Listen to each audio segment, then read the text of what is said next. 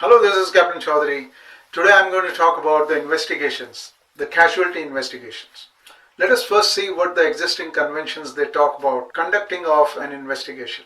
We'll start with UNCLOS. What does UNCLOS say? Paragraph 1 says that every administration shall exercise jurisdiction and control over administration, technical and cultural matters.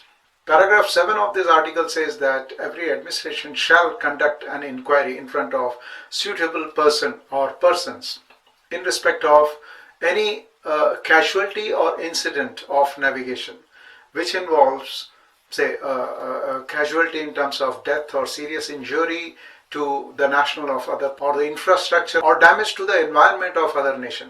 So everywhere the importance or the thrust is given to other state. Like what is your responsibility in respect of the other state, what you should do and what you should not do in respect of the other state. And then the two states should actually cooperate. They should have understanding like how the inquiry will be conducted, right? The state whose ship has caused the damage to the other state has to cooperate if the other state conducts the inquiry. Now here the emphasis is two. Number one, the subject of UNCLOS, and number two, the damage caused to the other state or the subjects of other state. Now here the emphasis is not on the fact that the rules have to be changed or such occurrences should not repeat in future, but it implies that whatever lessons are learned from any investigation would always be considered. Now, International Convention on Safety of Life at Sea, SOLAS 1948, had the provision that the investigation should be conducted into the subject of the convention where it is hoped or where it is expected that such investigations or findings, will affect the regulatory issues. And similar provisions were put in SOLAS 1960 as well as SOLAS 1974. Now, SOLAS Regulation 21 of Chapter 1. Marpol Article 12 and Load Line Article 23, all of them, they say that each administration undertakes to conduct inquiry in respect of a casualty, in respect of their convention, respective convention, when they judge that such investigation or findings will affect the existing regulations. And in the second part, it also says that each government undertakes to provide pertinent information in respect of the findings to IMO. Now, SOLAS as well as load lines, they say that when IMO provides certain guidelines from the findings of a particular casualty that is provided by an administration, should not project the name of administration, individual, ship, etc. Now, subsequently, we will also see that the essential contents of a report in point number 2, it says that the details in respect of the ship classification society, etc. Will be included. But of course, this is subject to the privacy policies or privacy rules of a particular administration. The Maritime Safety Committee in its 84th session adopted Casualty Investigation Code, which later became mandatory on 1st January 2010. Now, this code as well as Regulation 6 of Chapter 11.1, which makes this code mandatory, became effective on 1st January 2010. Now, when there were so many existing conventions which talked about safety investigation, we have seen UNCLOS, we have seen SOLAS, load lines, Marpol, etc. Then what was the necessity of Casualty Investigation Code?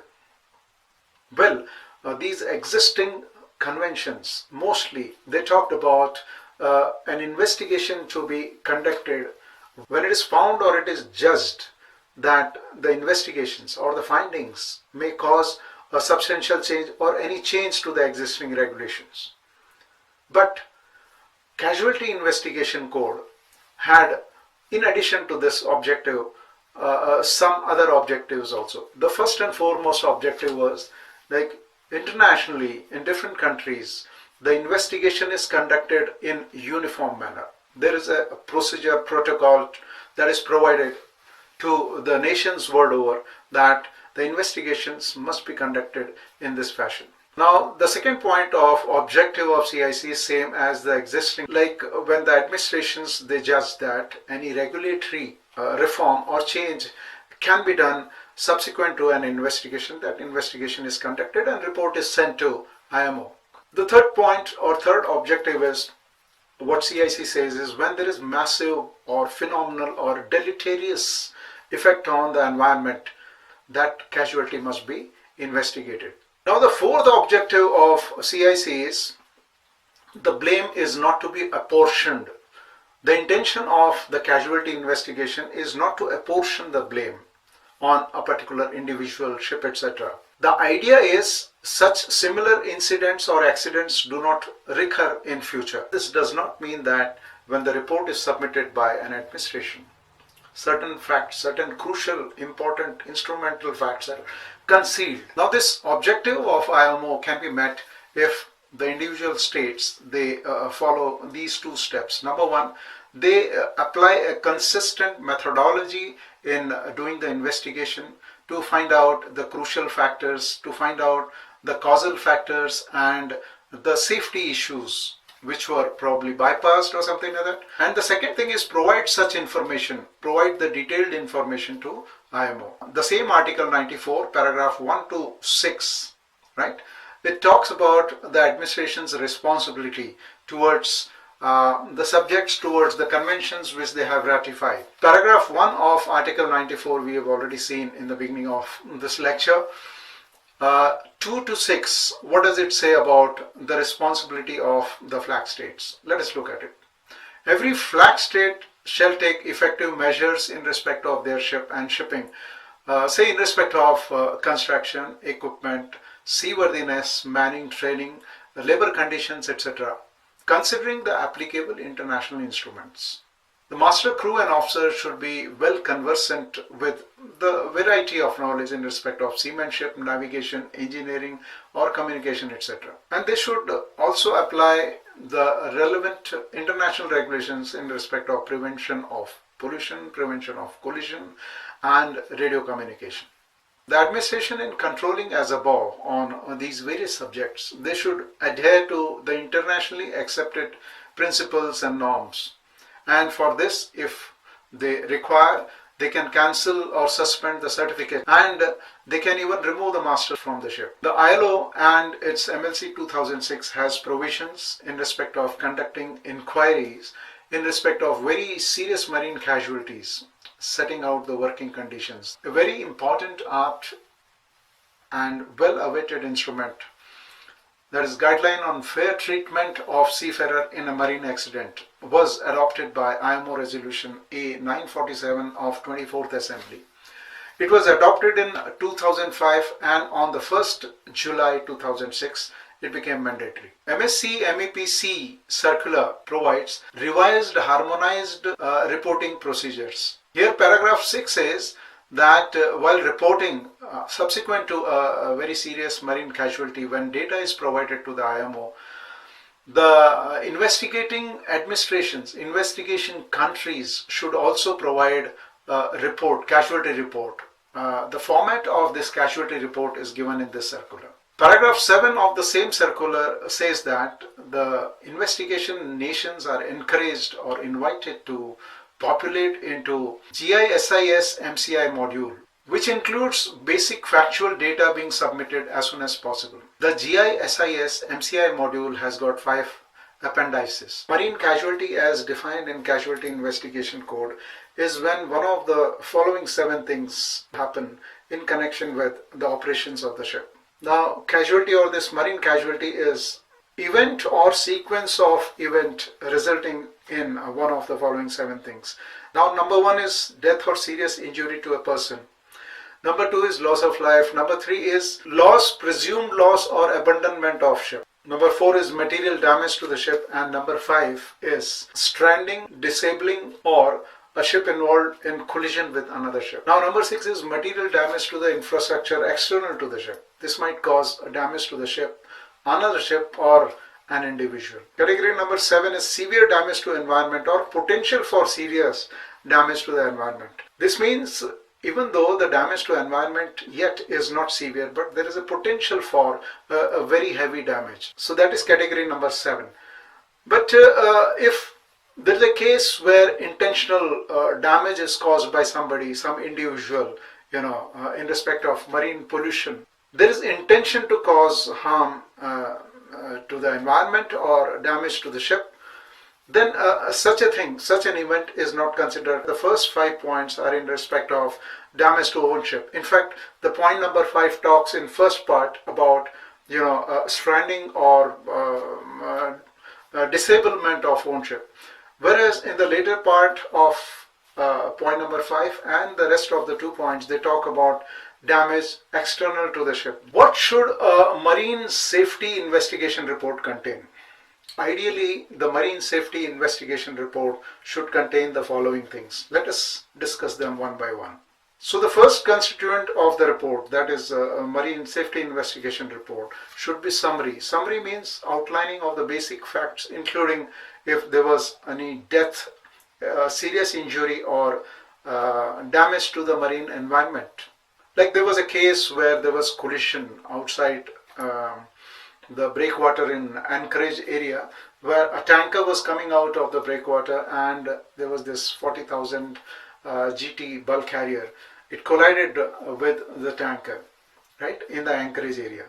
So this is what was stated in the summary of the incident report. There was no loss of life or marine pollution. The second part of the report should be the identity of the company, operator, or the owners as described in safety management certificate, including the classification society. But all this is subject to the privacy policy of the administration, individual relevant administration. The third part is further details, say in respect of engines, in respect of crew, particularly for how long the crew have been on board, etc. The fourth point is narrative. This details the circumstances in which marine casualty took place or incident took place. The fifth point is analysis, which includes the causal factors. What were the root cause of the incident? Like there was a case of explosion in a container ship in hold number 2, where the investigation, when carried out, they found out that the chemical inside the container was not appropriately described. Like this container had calcium hypochlorite. The content inside the container was identified as aqua cleaning agent. So this was a relatively softer impression given in respect of the content. Now, if the content was properly identified, probably the stowage, segregation and carriage would be appropriately applied. Root causes which were identified was number 1, improper identification of the content, right? Because the chemical was not identified probably, the appropriate precautions in respect of segregation, stowage and carriage were not taken. Now the sixth point is a discussion and lessons learned from the findings of the safety investigation. Like if we look at this case that I was talking about, a collision between the bulk carrier and a tanker which was coming out of breakwater in the Anchorage area. So the lessons which were learned was, number 1, when we are doing passage planning, it should be from berth to berth, and in the passage planning we should also consider the concentration of traffic. Take a due account of what are the traffic conditions, what are the kind of traffic which you may encounter in that particular area. The second lesson that is learned is the knowledge of colrex as well as observance of good seamanship should be adhered throughout the passage, always. The constituent number 7 is where it is appropriate, the administration should recommend IMO in respect of regulations. For example, there was this case of Costa Concordia which happened in 2012. Everybody knows about it. Now there was this investigation that was carried out, and IMO has caused an amendment to Chapter 2.1. When flooding occurs to these passenger ships after a collision or a grounding accident, they should have substantial stability. to remain upright. Now, there was this very famous case of water ingressing a ferry, Herald of Free Enterprise, in 1987. The bow door was left open, and subsequently the water filled in. Now, this caused adoption of a resolution in 1989. Now, that was IMO Resolution 647 of 16th Assembly. Subsequently, IMO came out with guidelines on management and safe operations of the ship, including prevention of marine pollution. This happened with the adoption of ISM code by Resolution 741 of 18th Assembly.